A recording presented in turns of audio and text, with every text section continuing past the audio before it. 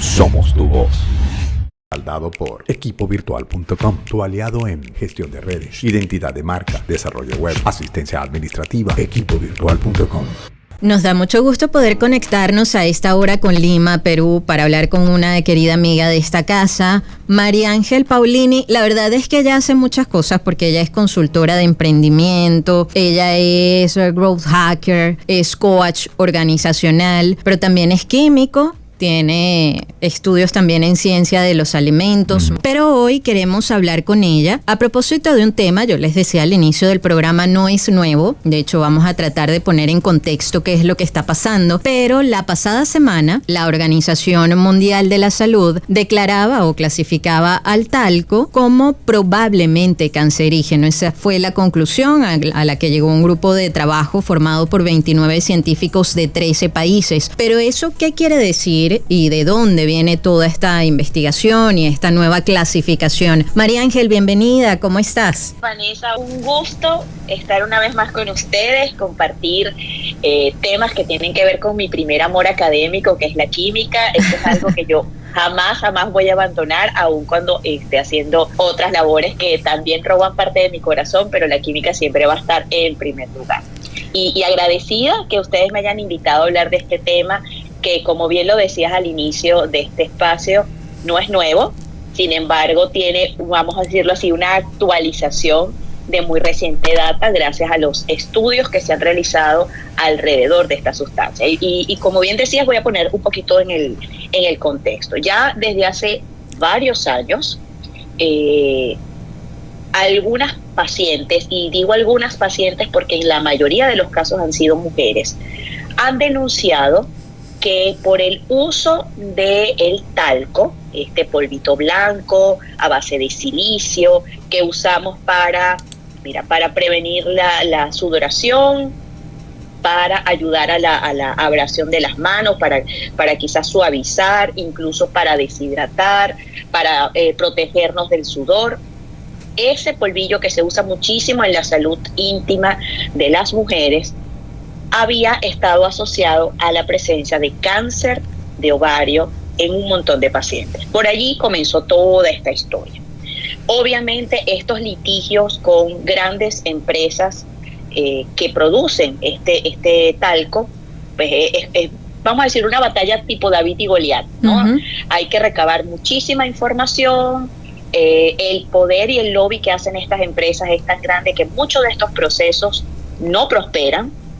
Sin embargo, ya en el año 97 se dio el primer dictamen del primer caso a favor de la paciente, una paciente que incluso no llegó a ver el dictamen final porque falleció antes de la sentencia, pero sentó un precedente, sobre todo de investigación para organizaciones no asociadas con la industria, que empezaron a darse cuenta de por qué se estaba produciendo este link entre el uso del talco y la proliferación o la detección de cáncer de ovario. Por allí comenzó todo este tema.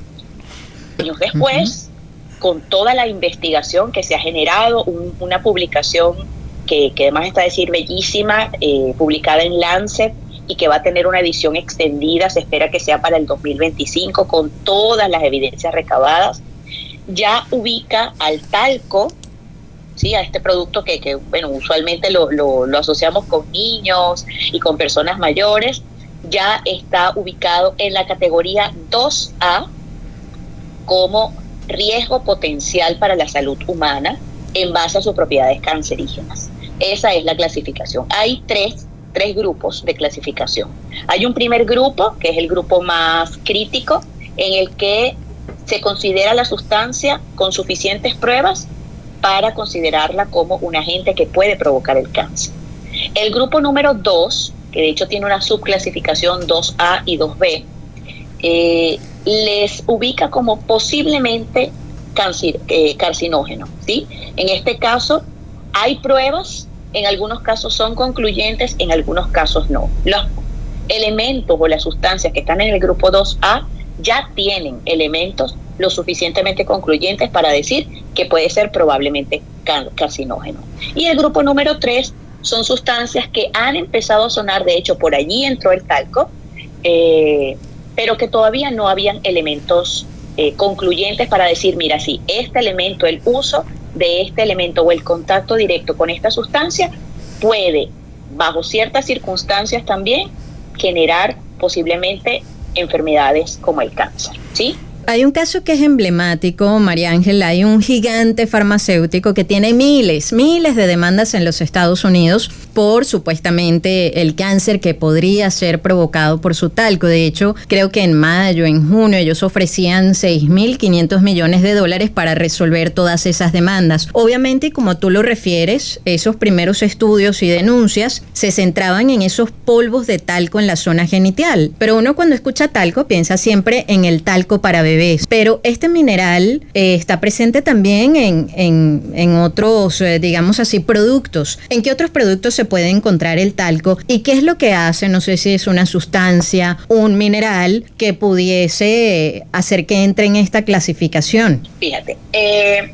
efecto hay un fabricante muy conocido y de hecho utilizadísimo en nuestro país para justamente con los niños, con los bebés en los pañales, pero también con los niños más pequeños, con los adultos mayores, con las personas que quizás tengan tejidos colgantes para prevenir la aparición de erupciones, y ese contacto directo con el tejido que muchas veces puede tener algún tipo de rosadura, donde ya hay contacto con tejido vivo, ahí es donde empieza el contacto. ¿Qué pasa con el talco? El talco, tú dijiste la palabra clave, es un mineral. Y como mineral no es que lo encontramos de manera 100% pura en la naturaleza. Para poder obtener un talco lo más puro posible, hay que llevarlo a un procedimiento de purificación, de extracción de algunos otros minerales que le acompañan en su presencia en estado natural. Uno de estos elementos es el amianto, que el amianto sí está clasificado como cancerígeno categoría grupo número 1. ¿Qué sucede? Muchos de los talcos que se comercializan, y este es uno de los temas del litigio con esta empresa productora del talco, es la presencia del amianto en sus productos. Es un proceso bien complicado de eliminar. De hecho, no siempre se logra eliminar al 100%, y ese es el argumento del que se abraza esta empresa para decir que su producto es 100% libre de amianto y que por eso no podría estar asociado a la presencia de cáncer. Sin embargo, el tema ahora escala, porque ahora no solamente es que el talco por la presencia del amianto es cancerígeno, sino que el talco en sí mismo es cancerígeno. Entonces esto abre una puerta, yo diría, de esperanza para quienes están en estos procesos de litigio. De hecho, hace muy poquitos meses esta empresa hizo una contraoferta porque lo que no quieren es ir a juicio. Y a mí me parece muy triste, muy doloroso para estos pacientes, porque utilizan la coacción como mecanismo para invitarles a aceptar la negociación. Por supuesto, esto se trata de miles de millones de dólares, porque son miles los casos que ya están documentados desde el punto de vista médico, donde hay una asociación directa del uso del producto y la aparición del cáncer. Hay otros tipos de cáncer de pulmón, que también está asociado al uso del talco. Esto es otro, vamos a decirlo, como otro expediente que se suma a la gran cantidad de casos de cáncer de ovario que hay documentados, pero que también están teniendo un impacto importante en la demanda. Entonces, aquí el problema no es solamente el talco, es un talco que quizás no esté purificado, pero en líneas generales, con esta nueva clasificación para esta empresa y para todas las empresas productoras de talco, vamos a decirlo, se cierra el cerco a la hora de intentar defender lo que desde donde yo lo veo es ya casi indefendible, que es una asociación bastante cercana entre el uso sostenido, sistemático y por años del producto y la detección de estos dos tipos de cáncer en particular. El tema no es tanto la estructura del cuerpo femenino, sino cómo se usa el producto. En contacto directo con mucosas en la zona genital, cosa que no ocurre, por ejemplo, en el caso de los caballeros, que el pene está recubierto, vamos a decirlo, por el glande, no hay tanta exposición al tejido vivo. Las mujeres sí hay más contacto directo y hay una absorción, hay mucosas, hay humedad y todo ese polvillo pues va entrando al canal vaginal y ahí comienza la absorción. Están escuchando a María Ángel Paulini, como les decíamos, hace muchísimas cosas, consultora de emprendimiento con enfoque de género, ground hacker, coach organizacional, pero también es químico. Ahora bien, el talco está presente en productos cosméticos, por ejemplo, o sea, tiene una amplia variedad de usos en la industria farmacéutica, cosmética, obviamente. La idea no es hacer que la gente entre en pánico, ¿no? Pero tú nos hablabas de un componente que en teoría sería el que levanta todas las dudas, que es el amianto, pero en algún momento yo llegué a leer que sospechaban que pudiese haber estado contaminado con asbesto. Y aquí, bueno, dirán que tiene que ver la leche con la magnesia, pero a mí me encanta ver programas de decoración, de remodelaciones. Hay uno que es mi favorito, que es el de los hermanos a la obra, tienen miles de presentaciones esos programas, pero siempre que encuentran asbesto en una casa, eso es una tragedia, es un gran problema, porque bueno, ya sabemos que este sí ha sido declarado tóxico. ¿Qué es el asbesto y por qué en algún momento se llegó a vincular también con el talco? Bueno, para aclarar, y aquí me excuso por utilizar más mi lenguaje técnico que el lenguaje habitual, el amianto es el asbesto, es exactamente lo mismo. El asbesto es el nombre común, que de hecho se utiliza mayormente, y el amianto es el nombre del mineral como tal. ¿Qué sucede? Aquí pasó algo similar como ha ocurrido con muchas de las sustancias que hoy día se consideran cancerígenas. En un momento particular, estoy hablando de los años 60, 70, incluso antes, el asbesto era un mineral muy utilizado en la industria de la construcción. Se utilizaba incluso para frizar paredes, como sustrato, y en estos programas, como tú bien lo comentas, se utilizaba mucho ese producto para el recubrimiento de las paredes. Recuerda que, por ejemplo, en el caso de Estados Unidos, no hay esa construcción noble como en nuestros casos, que hay concreto, hay piedra, hay bloques, sino más bien madera, con otros recubrimientos, y se necesita darle solidez a la estructura. Y para eso se utilizaba el amianto o el asbesto. ¿Qué sucede? Con las nuevas revisiones, el asbesto, al igual que el talco, es una fibrilla muy delgadita que por aspiración entra en contacto con la mucosa, en este caso respiratoria, entra por la nariz y luego entra en contacto con todo nuestro sistema respiratorio, pulmones, alveolos. Y tiene la particularidad de no poder ser excretado por nuestro sistema respiratorio a través de la mucosidad, sino que se adhiere. Y lo que se ha encontrado es que este asbesto, por supuesto, al irse ubicando allí y al no poder ser excretado, se convierte en un elemento extraño que en muchos casos ha estado asociado también a cáncer de pulmón y otros tipos de cánceres. El asbesto ya está considerado como una sustancia cancerígena, por eso es que tú ves en estos programas que lo primero que ocurre es: vamos a retirarnos todos, vamos a utilizar material protector, y se invitan a personas especializadas para el retiro de ese material en la construcción. Es tan meticuloso el proceso para poder quitarlo que es súper costoso. Por eso, además del riesgo a la salud, siempre implica como una tragedia, ¿no? En ese programa, cuando encuentran asbesto en casas muy, muy antiguas. Pero más allá de todo esto que ha ocurrido en estas últimas semanas y esta nueva clasificación que ha hecho la Organización Mundial de la Salud, ¿cuál es tu mensaje para todas esas personas que hoy nos están escuchando y que, bueno, quizás oyen esto y caen en pánico y dicen: no, ya va, el talco es tóxico, ya no lo uso más? Bueno, la invitación, de hecho, desde las organizaciones como la OMS, la Organización Mundial de la Salud, es a ir eliminando el uso del talco. De hecho, muchas de estas empresas, estos grandes íconos productores de talco, ya no producen el talco, sino que han sustituido este polvo antitranspirante, que de hecho se utiliza también en la industria cosmética, por almidón de maíz, que para nosotros es muy conocido porque es la maicena.